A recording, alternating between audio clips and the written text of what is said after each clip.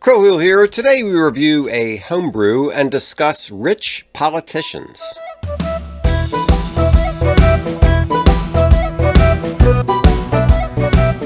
Hey, good evening, Pigweed. Hello, Crowhill. How you doing? I'm all right. How about some beer and conversation? That's a great idea. Yeah, so what are we drinking here today? This is a barley wine. A barley wine. Barley All right. wine. Fantastic. I love that style. Okay, so what's on your mind? Well, I've been wondering, you look at congressional salaries. Yeah. And they make good money, but Yeah. they don't make tons of money. That's all right. They make good money. But after having been in office for like a couple of years, they're millionaires. Sometimes multimillionaires. They've got all, and you wonder, how did this happen? Well, that's a darn good question. Yeah. Let's dig into that. Let's dig into that. But first, barley wine. I love barley wine. The basic idea of a barley wine is back in the old days, a beer or an ale yeast really couldn't ferment up beyond about 6%. Okay. They just the yeasts weren't high enough quality to do that. So what you had to do was use a beer or ale yeast to get it up to 5-6%, and then you'd use a wine yeast to get it up the rest of the way. So the barley from the beer and the wine yeast gives you the name. The barley wine, yeah. And nowadays, though, the ale yeast and the lager yeast are so good that you can ferment way. Getting a beer to 9 is nothing. It's not a hard thing to do. So what can you tell me about this? So this is part of the Christmas in July. Mm-hmm. So I brewed a strong beer that might need to mellow for a while, and but I wanted to make it for Christmas. Yeah. So it's a barley wine with cinnamon sticks. Yeah. So I'm getting. You're getting some whiffs of getting cinnamon? I'm getting the good barley wine flavor. Yeah. I'm getting the strong maltiness. I'm getting the little touch of booziness. I'm also getting a tiny bit of harshness from the cinnamon and on the other stuff. But I think it's going to mellow out beautifully before Christmas time. You know what? I feel like I get more cinnamon aroma than I do flavor. Well, but anyway, it's about 9%. It's a lovely color, and it's what I'm getting spiciness in the mouthfeel. It's good. I like it, but I think it's going to be better come Christmas time. So, and as you can see by the lacing on the glass, you have pretty good carbonation. Good carbonation. This thing came out just right. My Christmas beer does not have as good carbonation as yours does. I think it's coming in around a 9, and I didn't get it all from tons of grain. I used a home version of Lyle's syrup, Lyle's syrup, which is just like invert sugar or something. And some DMA, some dried malt extract to boost it up. But the thing is, it's got sometimes when you use too much extract, you get a little bit of tang or something from this tastes lovely from that respect, from the maltiness. Yeah. All right, so why do politicians get so rich? So when you look at rich politicians, a lot of them, it takes a lot of money to become a politician. Yeah. So when I look down the list of the richest ones, yeah, it's like Pritzker, who's part of the Hyatt family. Yeah. There's another guy who's like part of the Whirlpool family. There are Rockefellers and Kennedys that are still around. Right. Yeah. So a lot of guys are just or who make their fortunes in whatever they make them in, and decide, you know what, I'd like to be a representative. I could be a politician, and maybe I've made enough money. Let me see if I can make a difference. Yeah. So that kind of thing. So, I don't ever begrudge wealthy people, and the fact that they would turn down making millions for $174,000 a year to be a public servant. Yeah, that's so sometimes they're spending their own money to get into office, but sometimes they're spending other people's money, which is either a bunch of citizens giving them $10-20. That's rare. More often it's like a bunch of interest groups who invest in them and say, I think this guy would be good for our cause, so we're going to give them to fund their campaign to get them into office. But that's not their personal money. No, I mean, but sometimes just to get your name into circulation, prominence. Yes, right. You need to be rich. Yeah, often there's nothing wrong with that. Right. But especially after you've been there forever. We'll get into term limits. Yeah. But how do you get rich on $174,000? Because a lot of these people started off, they were not extravagantly wealthy. They were ordinary people. Maybe they had a law degree, maybe they had a decent career, maybe they were making some decent money. Yeah, decent money, sure. So that's all fine. But then they get into Congress, and 5 years later, they have like a $20 million net worth. And you think, like, where did this money come from? You weren't making that kind of money. So there are a couple of ways. Let's do these one at a time. But I think, the biggie, is just plain insider trading. Mm-hmm. Mm-hmm. There's just no way around it. Like, you have access to information about things that are going on in the economy or bills that are going to be passed that nobody else has access to, that have not affected the market yet. Right. Because the word isn't out there. It's gonna. And your Martha Stewart's go to prison. Yeah.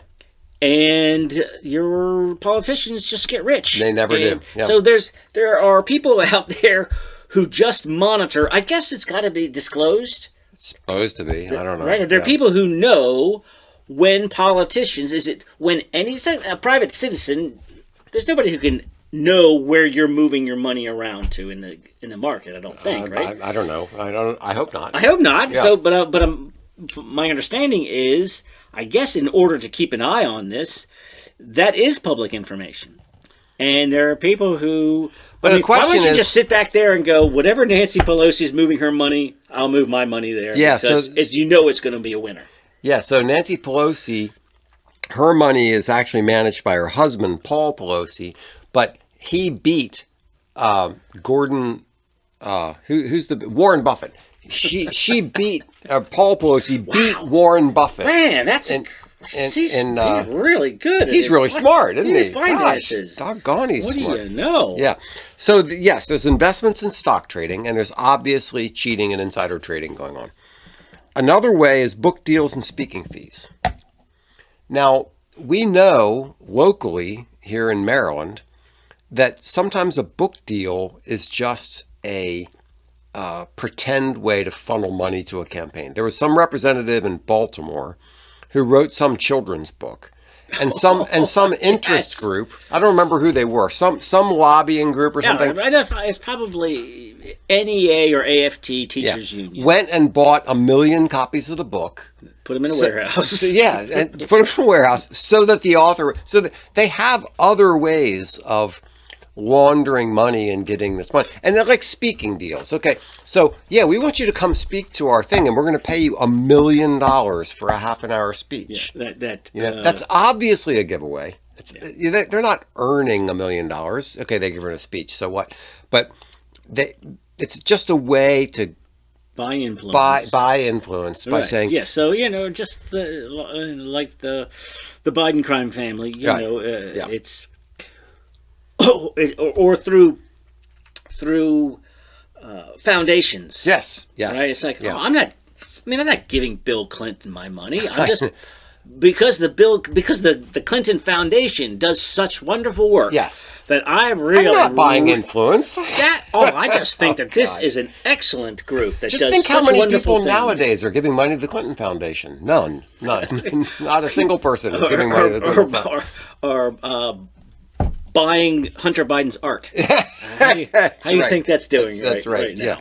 So that gets to the next one: family and spousal income. Because, so Hunter Biden was obviously so qualified to help with energy policy in Ukraine. Yeah. He was so qualified for that. He knew everything. No, of course, it's just you are associated with somebody, you're close to that person. So that's the way corruption works. Everybody knows that they're monitoring how the politician gets the money, but they're not monitoring how the politician's wife or husband or daughter or sister or whatever is getting the money. Yes. The whole NGO USAID grift is, if you're a non-governmental organization that cannot survive without government money, something tells me that you're not non-governmental. Yeah. I mean, what are we saying here? Right. And these things so the money goes to the U.S. aid, go to these foundations. By the time the money has trickled down to the people on the ground who are getting, condoms in Rhodesia, the money's all been siphoned off. So I want you to donate money to a foundation run by my son-in-law. Yeah. They both have $500,000 a year salaries. Right. And then if there's any money left over, then in those situations, then you get photo ops in Haiti. Yeah, and then in those situations, I mean, there are all these allegations that Hunter Biden had to kick back some of the money that he was making from all these things back to the big guy. So it's all a bunch of crazy corruption. Okay, then there's corruption and kickbacks. Misusing campaign funds is a big part of that. There's always these questions of how somebody raises all this money for their campaign. Where does that money go? Stacey Abrams had a $2 billion. Oh my gosh, that's the USAID thing. To pass out to air conditioners. Yeah. So when Congress passes some law where they're giving all this money to do X, Y, and Z, all they're really doing is giving it to their cronies. Yes, and then Maxine Waters' daughter handles something for $500,000, and then her husband is in charge of the security firm, right? And that's another $500,000. Right. Yeah, and so so it's not always going directly into their bank accounts, but it's in the family. Yeah. And then kind of similar to the investment and stock trading where there's this insider trading thing, there's real estate and business ventures where because you were in this congressional hearing, you know that this segment of the market is going to take off in the next year for whatever reason. So you invest in that and you push that money towards that sector. This portion of land in Oklahoma that's been run by the government is now going in to private hands for XYZ. Yeah. And then what do you know? Some politician has purchased 1,000 acres. Yeah, what a surprise. Or Solyndra, where Obama was pushing money to his buddies for solar energy stuff. You got everybody excited about green energy. Yeah. And then, but it needs 50% of its income has to come from the government. But that's only for the startup part. And then once that money goes away, then business collapses because it can't sustain itself. But by then, it's a bad business. But by then, everybody that has already taken their their golden parachute. They already got their money. Yeah, they got their money. And then once you get out of office, there's consulting and lobbying, right? Oh my God! So you're set. Like even if happens that you have a job on the board of the company that you regulated as a politician. Yeah, what a surprise. And you didn't know that, but you didn't know that this was going to happen before you retired. Right. No way. No way you knew that. There's no way that somebody came up to you and said, hey, look, we think you might lose this thing, but if you help us with this bill, we'll make sure that you get this job, and your wife will get this job, and your son will get this job. You'll be on the board, and... Yeah, it happens all the time. So I have some examples of politicians who have done very well. All right. Nancy Pelosi is the obvious one. They achieved a 65% return, outperforming the S&P's 500s by 24% or something like that. And then you already said that she outperformed, or Paul Pelosi outperformed Warren Buffett. Right. She says, I don't even know what's going on with the stock market. Yeah. My husband handles that. Yeah. And I have nothing to do with it. Representative Brian Higgins from New York. Yeah. His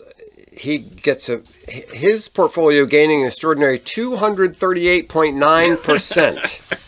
Nearly 10 times the S&P 500. Well, yes, and any schlub on the street is going to be like, if my 401k can be 10%. Right, I'm happy. I guess I didn't lose money. That's good. Almost I'm barely above inflation, but I'll call that a win. Yeah. Representative David Rouser, his portfolio saw a 104% return. Representative Ro Khanna, she, is it a she or a he? I don't know.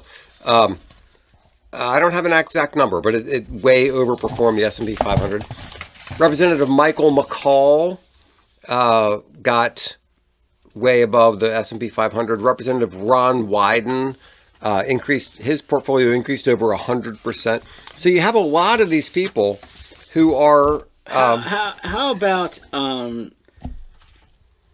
Feinstein? She passed away, didn't she? Yeah, she did. She did. So, just so happens that her husband has a construction company. Oh. And it just so happens that California needs to build a train to nowhere. Yeah, and I wonder who got that. That somebody got an $800 million contract. Yeah. To build a railroad that probably will never go anywhere. Mm-hmm. But that's not important because that's the thing is they come out and they say, "Oh, we want to save the planet, so we're going to build a bunch of wind farms and solar farms. Oh, never mind that my cousin runs the wind farm company, and my sister runs the solar farm company. It's such a bunch of ridiculous corruption. Yes, and it's so obvious. It's so out in the open, and and watchdog groups and opposition groups will jump up and down, stomping, and then what happens? Nothing. They escape. Ever. One of these times we need to do a show on how politicians never get held accountable for anything. It's a great idea because it's happening so much that... now, in Eastern Europe, they have these things called anti-corruption committees. Yeah, where they work. I don't know. I mean, the idea of having one sort of appeals to me, though. The idea of having a committee. At least you're trying. Exactly. At least you're saying corruption is a bad thing, and we're trying to stop it. At least you're saying that. Where we just kind of go along with this idea that the politicians are robbing us blind. All right. So I think that's about all there is to say to this. I mean, the politicians are getting rich. And obviously, they're doing it in a corrupt way. I don't know if you saw. I saw AOC with. I don't know if it's Bill Maher or somebody like that. Yeah. And she's like, it's really kind of out in the open, and it happens right away. Because she's a freshman basically, right. And she's like immediately exposed to. Yeah, that's just kind of how. I mean, that's how it works. It was really the. First time I really had a great deal of respect for her. She's like, yeah, it's kind of effed up. How could it not be that way? Okay, we are the most powerful country, the richest, most powerful country in the world. And you have, a few 500 some people who are setting policies for the richest, most powerful country in the world. How is it even remotely possible that they're not being bribed and given all kinds of money all over the place? First off, that there will not be any temptation. Mm-hmm. Mm-hmm. And that the people who are tempted, and everybody's going, look, this happens all the time. This is how it's done. Right? If you come in there green, you're Jimmy Stewart. Mr. Smith goes to Washington, and you're green, and you have all of the best intentions. And then the veterans are just like, look. That's not the way it works. Yeah. Come on. What are you going to do? Yeah. You're going to walk away from $5 million just for what? Because the principle? Yeah. You're not going to get caught. You're not going to get punished. If you think you're going to pass that law without doing all this other kind of stuff, no way. It's not going to happen. It's not going to happen. And and you'll be. How do you feel about being a one-term congressman? Well, not really. I mean, I thought I was here to do good. Right. Yeah, well, you'll do good and you'll do very well. That's right. Right. Doing well and doing good. Yes. That's right. Yes. So that's the way it is. And, how do we fix it? Nothing. I mean, no, probably not. We just see one person go to jail besides Martha Stewart. Just one politician. Yeah. One politician in handcuffs. Wouldn't that be nice? Wouldn't that just slow it down? Well, there was that guy Blagojevich. Blagojevich and it turns out maybe he shouldn't have. Yeah, probably not. Yeah. I mean, he was just like going. See, I think it's like the firm. They've got dirt on everybody, and if you don't play the game, then they send you to jail. Yeah, or you just be. Or they destroy you. Yeah, you'll be a one-termer, and that's it. And they get rid of you. Replace you with somebody else. Yeah. So, all right. So I think that's all there is to say about that. What else you got for us? Nobody asked for this. Nobody asked for what? The NFL is right around the corner. Yes, Opening it is. day is what? Next pretty soon. Pretty soon. And so, got to get my fantasy league together. Got to get your fantasy league, and I have 2 cases of nobody asked for this. Okay. It's not 2021 anymore. Yeah. We don't really need slogans in the end zone. We're not in the middle. We're not in the middle of Flovid. The Flovid is not happening. Everybody's ready to just get on with their lives, and sports people will watch sports, and non-sports people don't need to watch sports. They've got other things to do. Yeah. Good for them. Fine. And we'll just do that. The NFL does not need. They're already spreading their tentacles around the planet. And trying to get women to watch the game, because the billions that they're making just isn't quite enough. Yeah.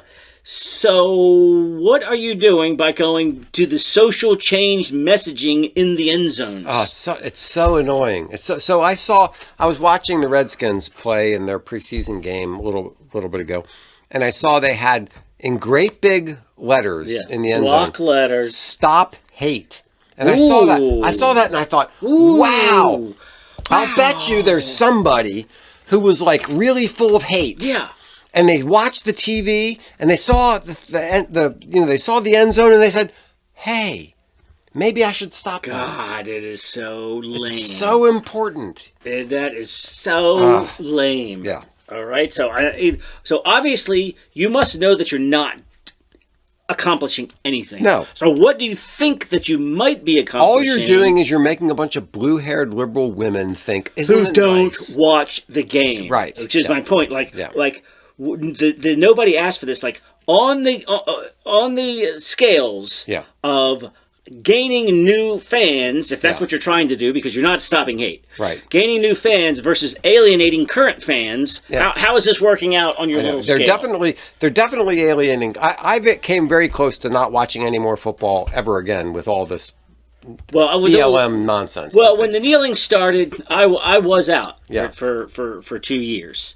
And then I came back to, I'll watch my team if I'm not doing something else. Right. Where before, you know what? Sundays, I'd watch anybody football. Yeah. I don't care. I'll watch my team if I got time. So hold on. So speaking of free speech. Yeah. This is the left's idea of free speech. Okay. You have 5 choices of free speech. Yeah. So in terms of, like, if you want to put a message in your end zone, you can say anything you want as long as it's one of these 5 things. Yes. Here, give me what we have. Stop hate. Yeah. End racism. Oh, that'll do it. Choose love. Oh, good. Inspire change. Yeah. It takes all of us. Oh, it takes all of us to be as lame as to think that any of these things make any kind of a difference. It's just so. I mean, it's so transparently stupid. So transparently lame. So not accomplishing anything. Yeah. Even your own friends aren't going to pat you on the back. If Roger Goodell's family is not going to say, "Good job, Dad." There's not one person on the planet who thinks putting these things in the messages on the end zone is doing anything except saying, "Okay, we capitulated to the woke." So let's just say it wasn't limited to these 5. Right. The people in the Twitterverse, they chimed in themselves with all their messages. And they're pictures of the end zone. Right. They were. It wasn't just written. It was actually what it would look like on an end zone. Okay. And let's just go through here. Here, I've got. So these are some other ones. These are some suggestions. Like instead of these 5, what if you could just do anything you want? Free speech. It's America. Free speech. Yeah. How about deport them all? Okay, I like that. Communists aren't human. Okay. How about Trump was right? Trump 2028. Okay. End male cheerleading. I'm all for that, yes. Shove your end zone messages. If you step here, you're out of bounds. No, that would be good. See, at least that's helpful. That would be helpful. I break for beavers. I don't know. God bless America. Okay, stop making everything gay. Trump won 2020. Defund the media. Okay. Caution, hold ahead. Yes, see, at least that was helpful. That would be helpful. Yes. Redskins again. Redskins again. Right. Yes. Pineapple doesn't belong on pizza. That would be a really good one. Yeah. Canada is gay. Right. The good old Epstein didn't kill himself. Sure. End wokeism. And I think the last two really sum up what most people are thinking. Yes. And I think the last two are just play ball. And stick to football. Yeah. And, I remember when I was much younger, there was this controversy over Roger Staubach became an announcer for the NFL. Okay. And during a game, he made the mistake of saying something negative about Jimmy Carter. Like he was making fun of, there was some rabbit thing. Remember that? Like Amy Carter was scared of this rabid rabbit or some kind of stupid thing. And Jimmy Carter and Roger Staubach was making fun of that. And he was immediately fired because the NFL rightly said, we don't want the football to be political. It has nothing to do with the president. It has not. We are pro-America and we are non-political. That's what the NFL should be. And that is what damn near every football fan who cares about football wants it that way. Exactly. And the people who don't watch football love this idea. Yes, but they're not watching football. Yes. What we want you to be pro-America. We want you to be positive. We want you to be about the game. And none of this other agenda crap. We don't want any of it. So, can I get back to speaking of nobody asked for this? Yeah. Can we get to the end male cheerleading? Yes. So, what is going on? What's Vikings and a bunch of other people? Okay, so let's talk about male cheerleading for a minute because it used to be all cheerleaders were male.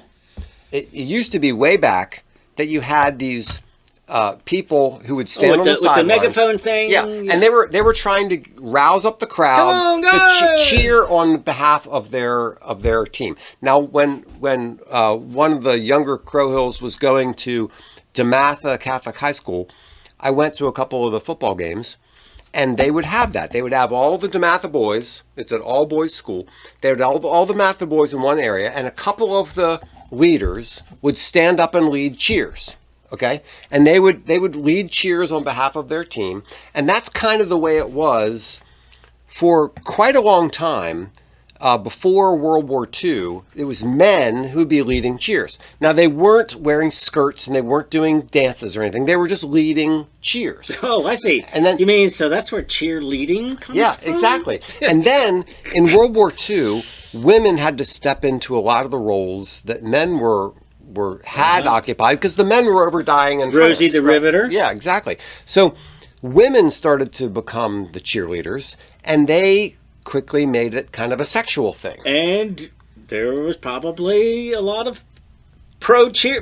This transition probably went over pretty well. Yes, and you did have male cheerleaders. Like if you go to a college football game, you'll have male cheerleaders, but they're big, strong guys, and their role is to grab the 110-year-old cheerleader and throw her up in the air so she can do a bunch of flips, right? She's not 110 years old, is she? 110 pounds. No, right. So, the Ravens have always had male I would love to see them throw Come on, now, somebody catch her. She's fragile. The Ravens have always had, because while you've got the Redskinettes and the Dallas Cowboys are just sexy prancing around. Right.